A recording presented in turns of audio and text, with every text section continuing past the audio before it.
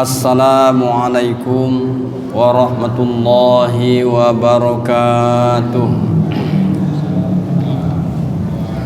Alhamdulillahi rabbil alamin, wabihi nasta'inu ala umurid dunya waddin, wassalatu wassalamu ala ashrafil anbiya'i wal mursalin, wa ala alihi wa ashabihi ajma'in. Rabbi syrah li sadri wa yassir li amri wahlul uqdatam min lisani yafqahu qawli.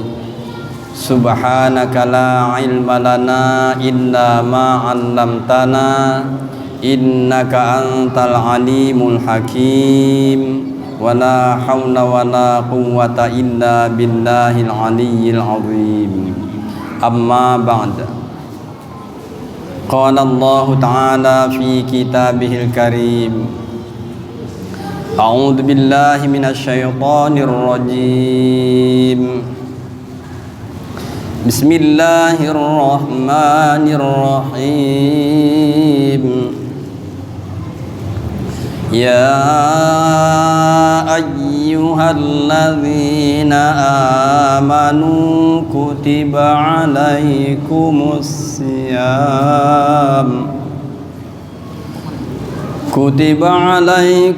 siyam kama kutiba alal ladzina min qablikum la'allakum tattaqun.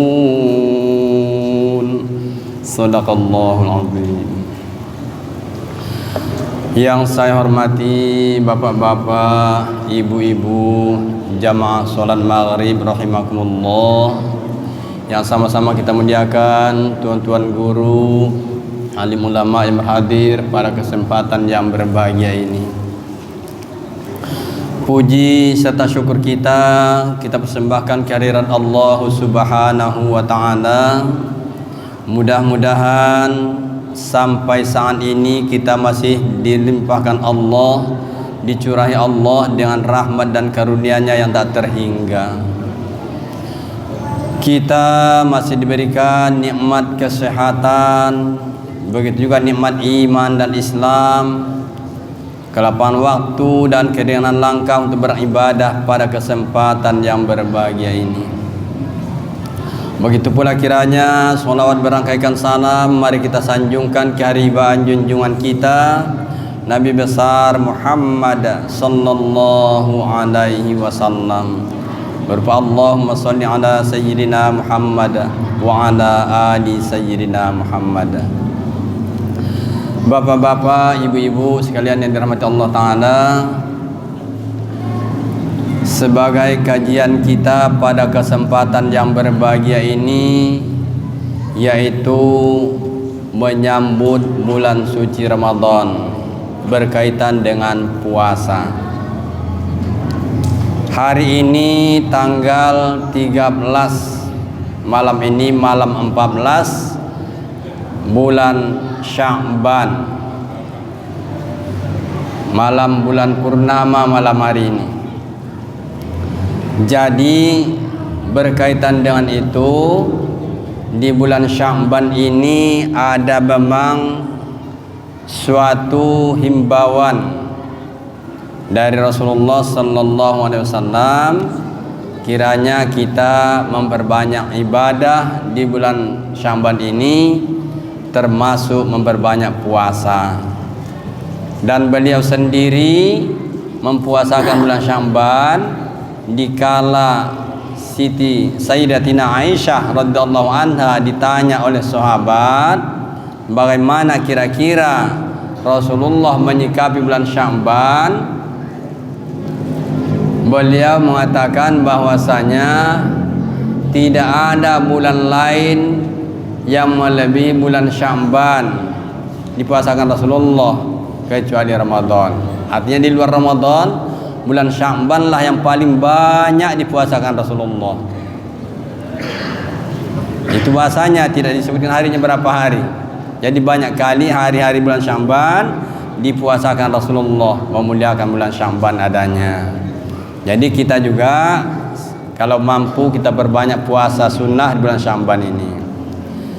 Dan ada pula yang khusus, istilahnya nisfu Sya'ban, pertengahan Sya'ban.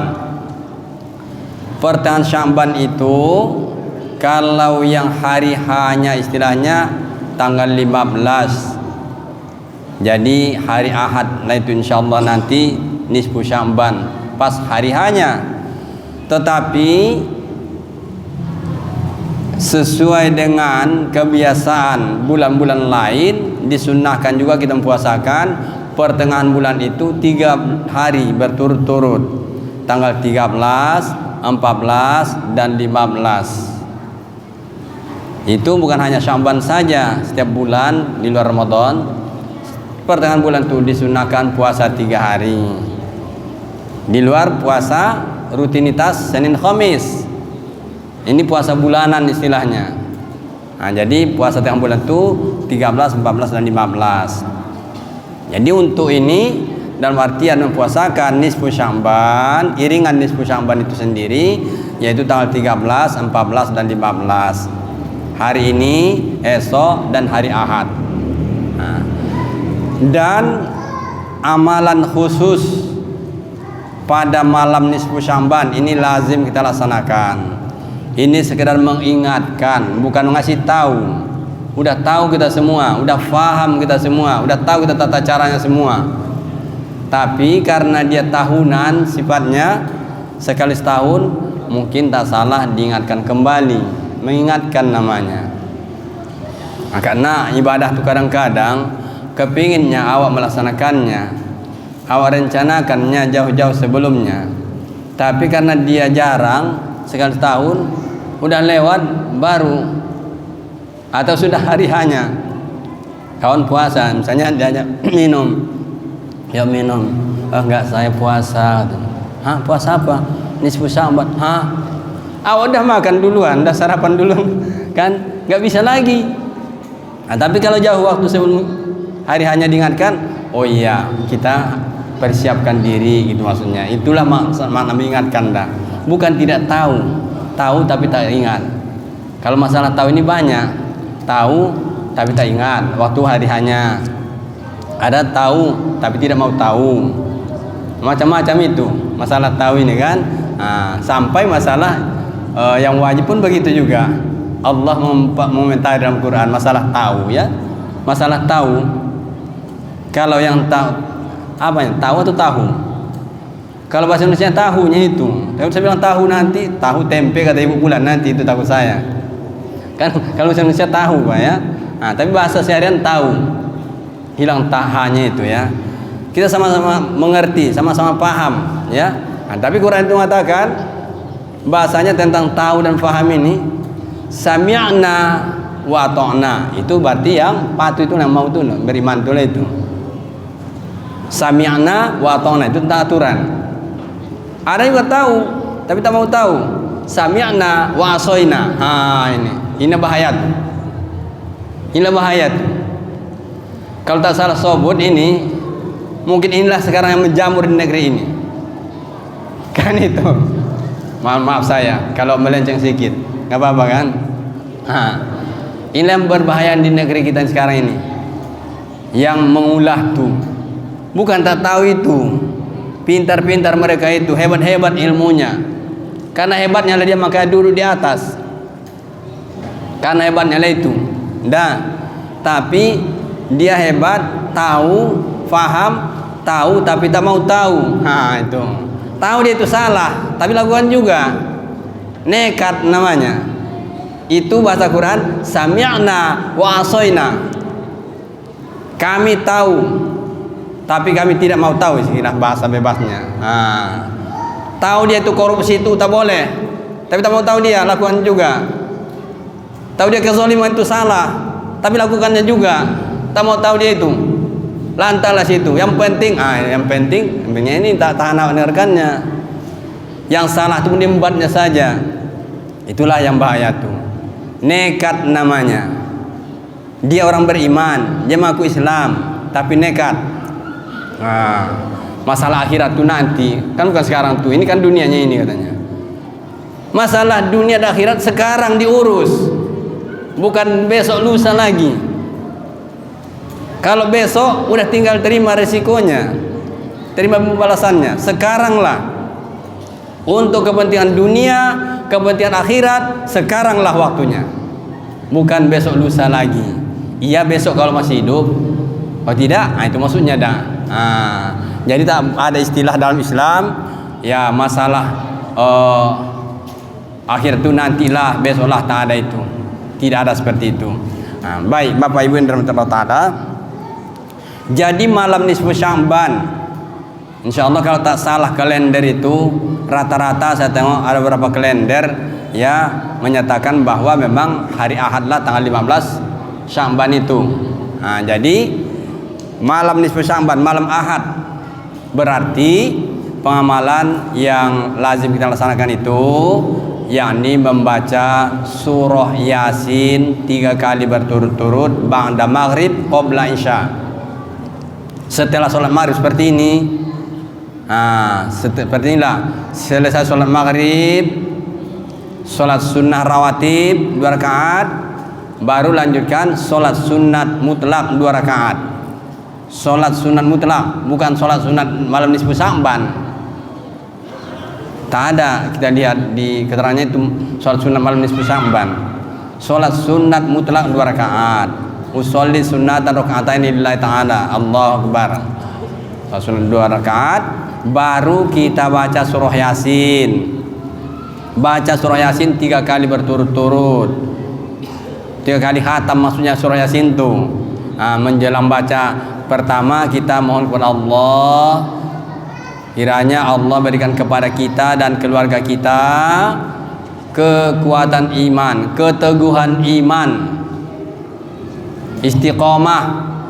Kita minta kepada Allah, jangan pelin-pelan, jangan goyah pendirian, ya, tetap konsekuen dalam kondisi macam manapun. Diuji Allah dengan sakit, tetap dalam keadaan iman. Diuji Allah dengan kemewahan, tetap dalam keadaan iman. Diuji Allah dengan kesusahan, tetap dalam keadaan iman. Itu udah minta. Baca surah Yasin sekali, baru minta lagi kepada Allah, ya Allah berikan umur yang berkah, umur yang barokah. Panjang pun umur tak barokah untuk apa? Menyomak di dunia ini kalau panjang umur tak barokah. Asyik durhaka saja, berkelak kezaliman saja, untuk apa? Tapi kalau barokah dia, itulah yang taat tu, yang patuh tu, yang Allah suruh tu dikerojokannya, yang larang Allah tu dihindarinya. Itulah dia. Kalau begitu sikapnya, kehidupannya, perilakunya, berakhlak mulia, sopan, santun, insya Allah itulah akhlak mulia, itulah yang bagus tuh. Umur tuh barokah dia, berguna umur tuh. Dikala tanya di akhirat nanti, kemana umur Tuhan gunakan? Kita tentu menjawab semuanya ini. Tak perlu lagi lisan ini menjawab. Ya, ibadah kita, amal kita tuh menjawabnya. Amal itulah menjawabnya. Makanya amal itu penting. Amal itulah pendampingnya setia. Bukan harta yang banyak tuh. Harta itu kalau diinfakkan, disedekahkan, diwakafkan, baru bisa mendampingi kita. Nilainya itu. Harta itu fisiknya nggak dibawa mati. Yang dibawa mati itu adalah nilainya. Nilai itu cuman supaya bernilai ke akhirat. Sedekahkan sekarang, infakkan sekarang, wakafkan sekarang. Itulah pendamping itu. Beribadah, sholat, puasa, baca Quran, zikir dan sebagainya. Itulah pendamping setia. Itulah akan mendampingi kita di akhirat nanti. Sejak dari kematian kita, sejak sekarat, alam barzah, mahsyar, sampai ke jaza nanti. Amal ibadah itulah itu yang mendampingi kita. Bukannya harta yang banyak tuh, bukan anak, istri, bukan suami, tapi amal itulah mendampingi kita. Nah, jadi kita persiapkan amal ibadah tadi itu. Diminta kepada Allah supaya umur yang barokah, ya, umur yang berkah. Jangan minta umur yang panjang itu aja. Walaupun dalam suatu khilafiyah, diminta umur panjang, dikasih Allah umur panjang bisa ya, bukan menyalahi takdir, tapi karena dia sifatnya umur itu ya karena ada yang beberapa hadis pula bahasanya itu secara lahiriahnya memperpanjang umur, silaturahim memperpanjang umur gitu kan ada begitu. Jadi kalau udah memperpanjang umur udah jangan masalah lagi, tapi umur itu udah tetapkan sesuai dengan takdir Allah. Situlah dia, itu kombinasikan nanti antara syariat dengan hakikat. Baik, jadi Bapak Ibu dirahmati Allah Ta'ala, kita baca Yasin kedua kalinya. Selesai 2 kali, mohon kepada Allah supaya Allah berikan kepada kita ya rezeki yang berkah. Rezeki yang berkah. Rezeki bukan banyaknya rezeki saja. Bapak Ibu minta rezeki banyak, dikasih Allah banyak, tapi tak bisa disyukuri, bikin awak jauh dari Allah, menjadi hijab, bahaya. Tapi kalau dikasih Allah sama kita banyak, berapa dikasih Allah tuh barokah, itulah. Berapa dikasih Allah berkah, sedikit berkah, banyak berkah, bagus. Itulah kita minta, mudah-mudahan berkah. Tanda berkah apa? Dikasih Allah rezeki, rezeki itu bisa dimanfaatkan dengan baik. Itu aja singkatnya, bisa dimanfaatkan dengan baik. Kita rajin beribadah, berarti rezeki yang dimakan tadi itu, makanan, minuman dimakan itu, pakaian dipakai itu berkah dia, mau dibawa ibadah. Tapi kalau malas yang beribadah, hendak melalak saja, yang lain-lain saya kerojo, menyalah, itu tak barokah lah itu dah. Kadang-kadang sedikit baru barokah sama dia. Kala sedikit rajin beribadah, taat beribadah. Sholatnya masjid saya beribadah ya berjamaah saja. Waktu pas-pasan istilah, mohon maaf saya. Pas-pasan, begitulah. Taat beribadah, rindu beribadah. Puasa sunatnya lagi enggak tanggung. Udah diuji Allah. Dikasih Allah rezeki berlebih ya, berlebih daripada sekadar cukup. Ya rupanya mata memandang makin jauh, kaki melangkah juga makin jauh. Saking jauhnya langkah, kaki melangkah ini tak sabar ke masjid lagi. Lain langkah, itulah tak barokah lah itu. Itulah tanda-tandanya dah. Lain langkah tuh menyimpang dia Bapak Ibu sekalian mulia. Ada orang seperti itu, nggak usah tanya lagi. Kan nggak usah tanya lagi. Mungkin ada ya. Diuji Allah dengan rezeki, ya murah rezeki, makin jauh dari Allah. Naudzubillah min dzalik. Jadi itu kitalah mengembangkannya. Jadi makna rezeki berkah itu dikasih Allah sama kita rezeki itu banyak atau sedikitnya tetap barokah dia. Itu kita minta kepada Allah. Sehingga kalau berkah dia bisa nanti dipertanggungjawabkan. Rezeki yang berkah itu datangnya halal, bisa digunakan secara baik. Kalau tak barokah datang rezeki itu bisa jadi datangnya pun tak elok. Bisa datangnya elok tapi menggunakan tak bagus. Macam-macam lah dia itu dah. Kita minta rezeki yang barokah. Bapak Ibu yang dirahmati Allah Ta'ala, baru kita baca tadi Yasin yang ketiga kalinya. Selesai 3 kali, tutup dengan doa penutup. Ya mohonlah kepada Allah apa yang kita minta, apakah namanya kesehatan segala macam. Sebenarnya dia yang 3 tadi sudah meliputinya itu. Tapi dirangkumlah situ doa itu. Silakan. Biasanya dapatlah insya itu. Kira-kira gitulah itu. Biasanya dapatlah insya itu. Selesai 3 kali, tutup doa, dapatlah insya itu. Kita gitulah di amalan malam nisfu Sya'ban tuh. Kalau sempat kita laksanakan bersama-sama boleh, sendirian boleh, di masjid silakan, di rumah silakan, di mana sempatlah. Baiklah Bapak Ibu yang dirahmati Allah Ta'ala, selanjutnya masuklah ke Ramadan. Mau masuk Ramadan, menyambut Ramadan, ini kebiasaan kita. Kebiasaan tidak ada memang kita lihat disunnahkan menjelang Ramadan itu berziarah. Berziarah itu kapan saja sempat berziarahlah, kapan saja sempat berziarah. Tapi kebiasaan kita di masyarakat kita, terlebih dari sekitar ya di Indonesia lah boleh kita bilang mungkin secara umumnya yang banyak berziarah itu menjelang Ramadan. Berziarah silakan berziarah. Nah, kapan saja silakanlah berziarah. Namun yang perlu diperhatikan di situ antara lain ya berziarahlah dengan menjaga aturan-aturan atau adab dalam berziarah di tanah pekuburan ya. Di tanah wakaf bahasa umumnya ya. Maksudnya kalau kita masuk ke areal pekuburan itu sebenarnya bukan pun masuk, melintas saya boleh ke situ, disunahkannya itu mengucap salam kita. Mengucap salam Bapak Ibu. Loh, sama siapa ucap salam? Ya sama ahlil kubur tuh. Bahasanya assalamualaikum ya ahlad diyar boleh. Assalamualaikum ya ahlal kubur boleh. Loh, tapi udah mati kok ucap salam lagi sama orang tuh. Kapan jawab orang tuh lagi? Nggak usah tunggu jawabannya Bu. Nanti kalau jawabnya Ibu pulang langsung. Nggak jadi ziarah Ibu tuh. Siapa Ibu ucapkan mau masuk tanah wakaf tuh, assalamualaikum ya ahlal kubur, rame-rame waalaikumsalam. Kalau Ibu takbir pulang, tak jadi ziarah, kerasa dah. Nggak tunggu jawabannya, nggak usah tunggu jawabannya, dijawab orang tuanya itu Bu. Dijawab orang tuanya itu ya. Jadi memang kalau salam itu diucapkan sunnah, menjawab salam wajib.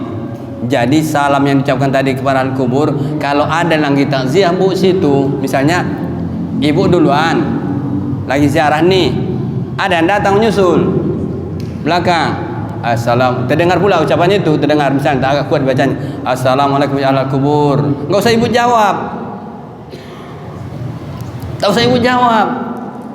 Tapi ucap salam Ustaz, wajib jawab. Tidak usah Ibu jawab. Kenapa? Ibu bukan ahli kubur kan? Bukan ahli kubur Ibu kan? Yang didoakan tadi ahli kubur. Salam tadi untuk ahli kubur. Ibu bukan ahli kubur. Ibu yang ziarah di kuburan. Nggak usah dijawab itu. Jadi karena ada khitopannya. Tapi kalau assalamualaikum, karena itu kita jawab, itu umum. Assalamualaikum, tidak ada khusus kepada siapa. Udah kita jawab tuh. Kita lagi berziarah situ, misalnya kita dengar itu ucapannya, kita jawab. Tapi kalau berujung dia ada di situ maf'ulun bih yang khusus di situ, ya penerimanya, khitopannya, udah, berarti nggak kita lagi tuh. Nggak kita lagi karena ahli diyar alal kubur, kita ucapkan itu adab ya. Mudah-mudahan ya mereka dilapangkan Allah dalam kuburnya. Berziarah kita lazim pula bawalah bunga. Ini pula lah, bawa bunga, bawa air ya, silakan. Luruskan niat, luruskan niat. Jangan pula ini nenek tu dah lama tak mandi, ku bawalah air satu deriken biar mandikan dulu. Jangan, tak ke situnya. Ya, tak usah kemandikan dia lagi, tak usah kita mandikan lagi dia. Air tadi dibawa, disiramkan untuk sebagai doa. Air itu berzikir. Bunga dibawa juga berzikir, maka jangan bunga yang kering dibawa, yang masih segar. Rasul memang tidak bunga dibuatnya, kalau dalam hadis itu bukan bunga, tapi daun kayu. Daun kayu-kayu yang dekat kuburan itu yang dipetik Rasulullah, ditaruhnya di atas kuburan itu. Jadi kiaskanlah itu daun tadi dengan bunga itu, bunga lebih cantik nampak, itu ajanya dah. Berzikirnya berzikir. Awak manusia ni makhluk yang dimuliakan Allah, awak yang malas berzikir. Hewan, tumbuh-tumbuhan senantiasa berzikir kepada Allah. Subhanallah. Air ni berzikir. Yuk tambahkan zikir ke dia, bacakan zikir, makin hebat dia. Makin hebat bahasa itu aja lah bahasanya ya. Dibacakan zikir itu kemari, Fatihah tu bismillah, Fatihah solawat, air ini jadi hebat dia. Digunakan untuk apa? Kemana maksudlah niatnya itu ya. Baik, ini tadi untuk kuburan. Sambil kuburan tadi tentu kita bersihkan kalau ada rumput-rumputnya dan sebagainya. Berzikir kita, berdoa, setidaknya berdoa. Ya, doakan semoga Allah memberikan kelapangan bagi mereka yang dalam kubur itu. Kan begitu, dilapangkan dalam kuburnya. Itu merupakan yang diajarkan kepada kita. Air tadi siramkan. Kalau siram, ya siramkanlah. Boleh, silakan siramkanlah air. Bacakan doanya. Apa doanya? Saya tak dapat doanya Ustaz. Apalah saya baca bautnya? Yang mudah sajalah ya. Udah baca bismillah sama sholawat. Kalau mau dikhususkan lagi, bismillahi wa ala millati rasulillahi sallallahu alaihi wasallam, siram. Bismillahi wa ala millati rasulillahi sallallahu alaihi wasallam, siram. Bismillahi wa ala millati rasulillahi sallallahu alaihi wasallam, siram 3 kali. Disunahkan 3 kali. Sekalipun tak apa-apa. Kan begitu. Sunnah ganjil. Kenapa ganjil? Itu memang dari hadis Rasulullah. Disunahkan ganjil. Kenapa ganjil-ganjil dibuat? Karena Allah itu ganjil. Allah suka yang ganjil-ganjil. 1, 3, 5, 7 diganjilkan dia. Makanya sholat witir itu tetap ganjil, mengganjilkan rakaat sholat dalam sehari semalam. Itulah dia ganjil. Itulah makna ganjilnya. Jadi diganjilkan dia, bukan tak sah genap, tapi sebagusnya ganjil. Mudah-mudahan doa tadi itu dijabah Allah Ta'ala, kan begitu. Sehingga kalau dia dalam kubur tadi dalam kepanasan, disejukkan Allah. Kalau kuburnya dalam kesempitan, dilapangkan Allah. Kalau kuburnya dalam kegelapan, diterangi Allah, dan seterusnya. Itu doa ibu, itulah bapak itu. Kan begitu. Dan juga kita hindari hal-hal yang tidak bagus ya. Dijagalah pula, walaupun dia kuburan ya, tetap aurat itu sebenarnya kemana-mana kita jaganya itu. Kemana-mana dijaga, tetaplah jaga aturan, itu adalah bahasanya ya. Walaupun mereka di situ ya sudah tidak lagi bisa berkomunikasi dengan kita, tapi kita tetap menjaga aturan terhadap mereka di sana. Dan yang sangat dihindari, yang dicegah Rasulullah, dilarang Rasulullah, jangan duduki kuburan, haram hukumnya. Tapi sompit Ustaz, kalau sompit berdiri saja awak, jangan duduk awak. Awak mau berdoa Ustaz, macam manalah sompit, sini kuburan, awak ziarah sini, ini kuburan semua. Di bagian atas kuburan, bagian atas kuburan, bagian belakang juga kuburan, sana kuburan, sempit kali. Cuma bisa berdiri lah. Macam mana awak berdoa? Udah berdiri saya berdoa. Daripada duduk, menduduki kuburan orang, haram hukumnya. Dilarang Rasulullah. Kecuali memang ini kuburan tadi ada hemperannya sini, bisa duduk situ, ya sudah duduk situ. Yang larang itu ini kuburan, inilah diduduki, tak boleh. Haram hukumnya, itu kita hindari. Jadi kita mengharapkan yang sunnah berziarah tadi, sunnah hukumnya dilakukan, tiba-tiba melakukan yang haram, dilaga dia, apa yang dapat pulang dari sana? Dosa jadinya kan? Sunnah dan haram kan kalah ini yang sunnah nih, kalah sunnah tuh. Awak harap dapatkan pahala ziarah, tiba-tiba dosa yang didapat. Kenapa? Melanggar aturan, menduduki atau mijak-mijak kuburan. Nah, itu mungkin tentang masalah ziarah. Masuk ke Ramadan. Ramadan sudah dekat, dan memang ini maka bakal berulang kali masih dibahas ini sampai Ramadan ya. Baik pengajian malam Sabtu, pengajian subuh dan seterusnya, masih banyak lagi pengajian ya kan Bapak Ibu. Tapi nggak salah, ini sudah tinggal 2 pekan lagi. Ramadan ya. Ramadan itu adalah bulan yang diistimewakan untuk kita umat Nabi Muhammad sallallahu alaihi wasallam. Bulan yang diistimewakan ya. Sayyidus syuhur, penghulu segala bulan. Jadi di bulan Ramadan saatnya ibadah ya rukun Islam yang 5 salah satunya dilaksanakan khusus pada bulan Ramadan, yakni berpuasa. Itulah ayatnya tadi tentang wajib puasa, tapi belum waktunya. Ya, surah Baqarah 183 itu tentang firman Allah menjelaskan wajib puasa bagi orang beriman. Wajib. Nah, kapan?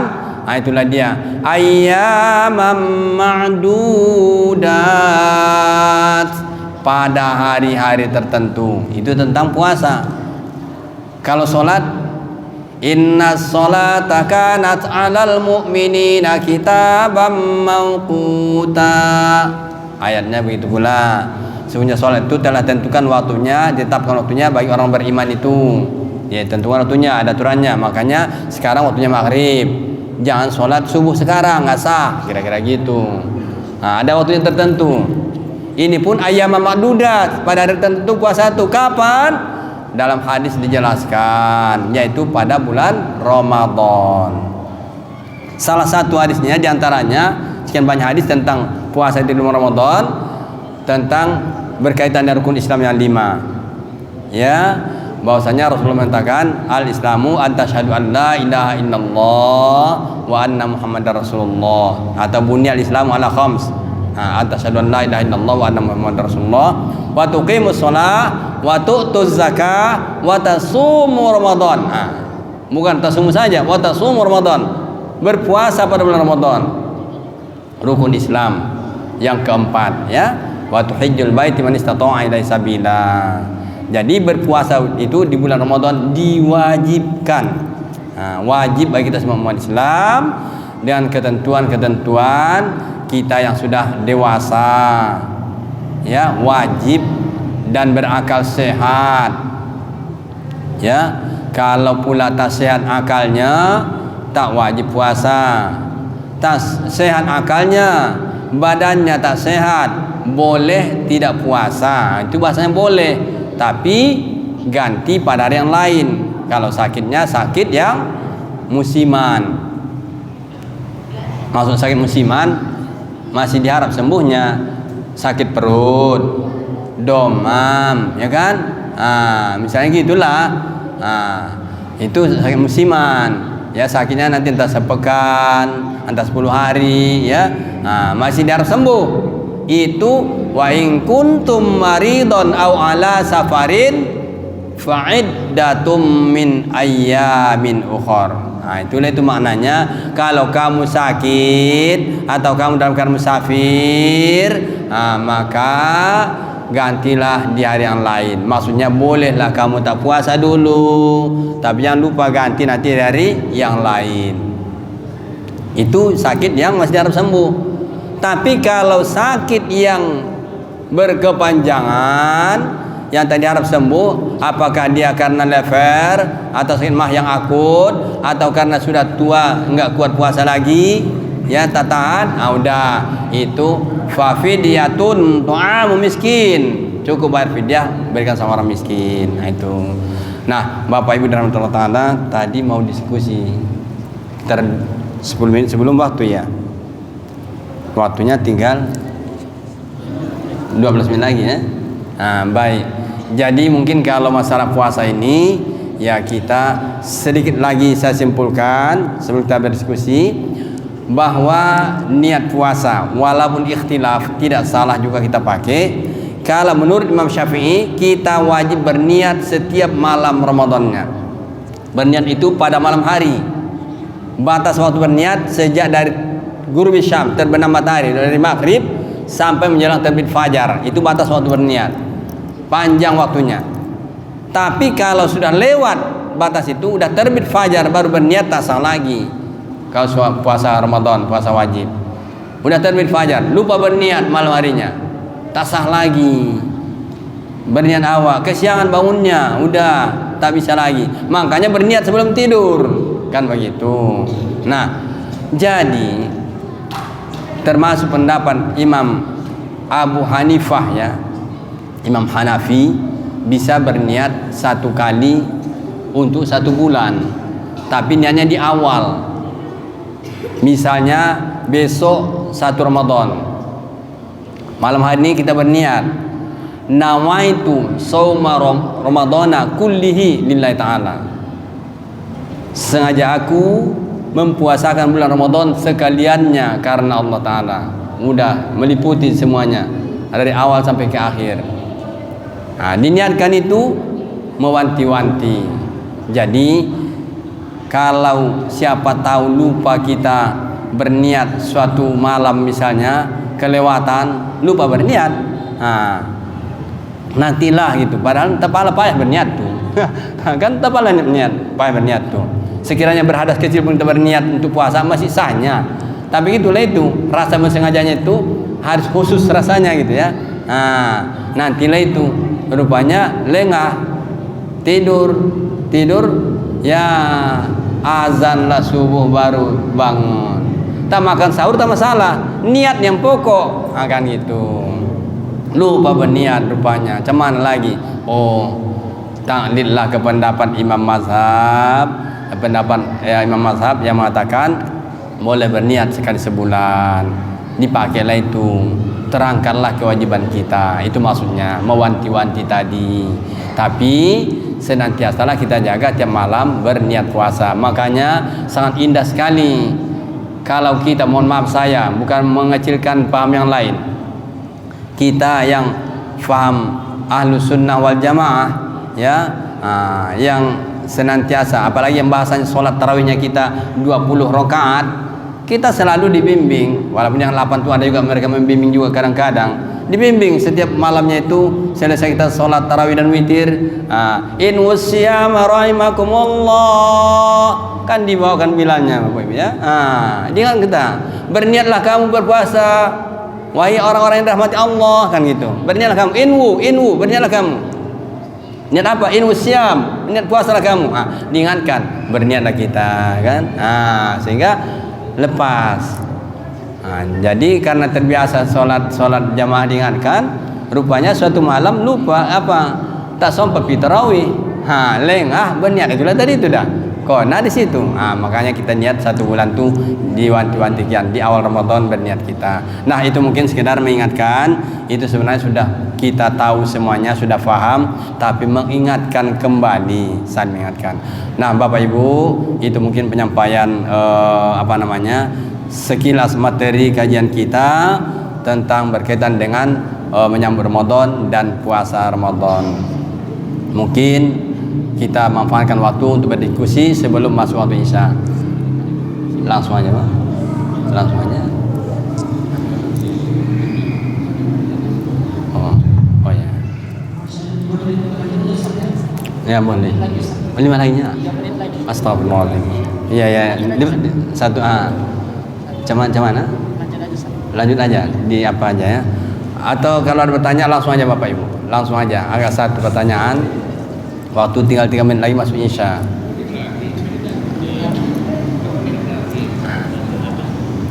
Ya Pak. Iya boleh. 1 menit lagi ya Bapak. Ya singkat saja Pak ya, singkat saja. Oh tidaknya. Baiklah Bapak Ibu yang dirahmati Allah Ta'ala. Jadi mohon maaf saya terlalu larut saya menyampaikan tadi ya, berupa perhitungkan waktu sehingga tak sempat berdiskusi ya. Jadi kesimpulannya ya, marilah kita sambut Ramadan dengan semangat ya, sesuai dengan minta kita kepada Allah sejak Rajab yang lalu. Kita sudah berdoa, Allahumma barik lana fi Rajab wa Sya'ban wa ballighna Ramadan. Ya mudah-mudahan Allah sampaikan kita ke Ramadan nantinya. Jadi mohon maaf saya kepada bapak-bapak, ibu-ibu, orang-orang tua saya yang dirahmati Allah Ta'ala, kalau ada penyampaian tadi yang kurang berkenan di hati atau yang keliru, yang tersalah, dan malah tentang waktu tadi saya kurang memperhitungkan tadi, rupanya tinggal waktu sudah mau habis baru saya kesempatan bertanya. Mohon maaf saya kepada Allah Ta'ala, saya mohon ampun. Pada hadirin hadirat saya mohon maaf atas kekeliruan. Burung irian, burung cendrawasih, cukup sekian dan terima kasih. Wallahul muwaffiq ila aqwamit thoriq. Assalamualaikum warahmatullahi wabarakatuh. Na'udzu billahi minasyaitonir rajim. Bismillahirrahmanirrahim. Alhamdulillahi rabbil alamin. Wassalatu wassalamu ala asyrafil anbiya'i wal mursalin wa ala alihi wa ashabihi ajma'in. Allahumma anfa'na bima 'allamtana wa 'allimna ma jahilna warzuqna 'uluman tanfa'una birahmatika ya arhamar rahimin. Allahumma ij'al jam'ana hadza jam'an marhuma wa tafarruqana min ba'dihi tafarruqan ma'suma. Rabbana atina fid dunya hasanah wa fil akhirati hasanatan wa qina adzabannar. Wa sallallahu ala sayyidina Muhammadin wa ala alihi wa ashabihi ajma'in. Walhamdulillahi rabbil alamin. Taqabbalallahu minkum minna wa minkum taqabbal ya karim.